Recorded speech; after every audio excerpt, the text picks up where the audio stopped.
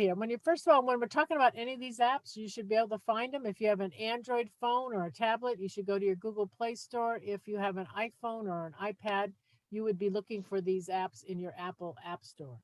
And as with any apps, you look for the high number of downloads, good reviews. If you ever find anything about an app while you're searching the web, don't click on the link. Make a note, every app has some type of a logo. Like for instance, the Apple App Store here on my slide, it looks like, actually to me, the A looks like a picnic table or a tent or something, I don't know. Um, Everyone has a little logo. And so just make a note of the logo and go directly to the Google Play Store or the Apple App Store and look for the app there and download it to your device. That'll be the safest way to do it. And just to show you, this is, if you go to, say, Google Play Store, click on the blue diamond shaped thing, and you would have a search bar. You go in, say you want the Kindle app. You would type in Kindle, and then Kindle would come up here, and you can just click install. So any app that you find, you can take a look at what the screens look like. You can read the reviews if people like it, they hate it. You can see how many downloads they've had. And then if you want it, you can just click on install. Should only take about a minute or so for an app to install. Usually it's under a minute. It depends on how fast your internet access is. And then it should show up on your screen. Any questions so far about that? All right. So Donna, yeah. Donna, when we decide to install an app, it would tell us right up on top whether there's a fee for it or not. Yes. Right. And then some of them will say that there are in-app purchases. So maybe the app has a free version, and then if you want extras, or if you want to get better performance or whatever the app does, more features, they would offer a premium.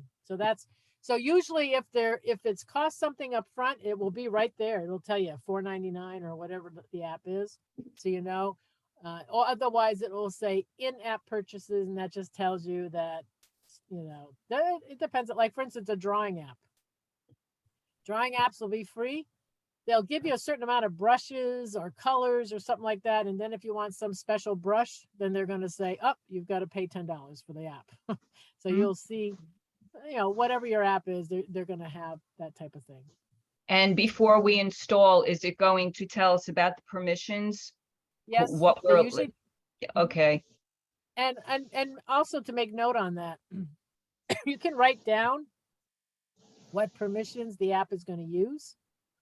And then later on your phones, and ask this question in one of the Android or the iPhone classes, you can go back to your permissions and you can uncheck the permissions you granted to an app if you want to, because some apps do ask for a bit more. So you can always go back and you can uncheck, and as long as the app keeps running, you're good. Okay. So just be aware of that. All the phones, you should be able to do that, and the tablets. All right. So let's talk about how music has changed from, years ago. We bought an album, right? Or 45 or an 8-track or a cassette or a CD. We have gone through it all. 78. 78. Yes, the 78. So remember, you had to pull that thing up in the center of the to play 45. the 45. That little thing in the center you had to pull up on your There's a changer. You could have a stack of 45s. Oh yeah, the changer. Yeah, that was fancy. So we went through all that, and then Napster came around, and oh wow, music was free. I don't know if anyone remember Napster. They came on the scene around, what was it, late 1990s, somewhere around there. And we were downloading like crazy free music. Well, it wasn't really free. The poor musicians were getting ripped off. So iTunes came along and they settled it. They figured out a way to make agreements with the artists, and we started paying $1 per song, $10 for the album. You probably remember doing that. And Amazon got into it. You could do it from Amazon. There were a lot of different places where you could buy MP3 files and listen to music digitally. Well, today, you're instead of buying it, buy like we've been doing, you just stream it. Similar to the way Netflix, right? We don't get Blu-ray discs anymore or VHS tapes or anything like that.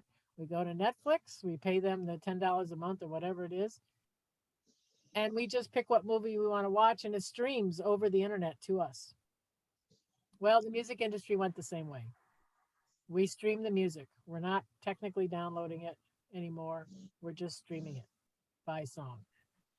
And that's really what the way it works today.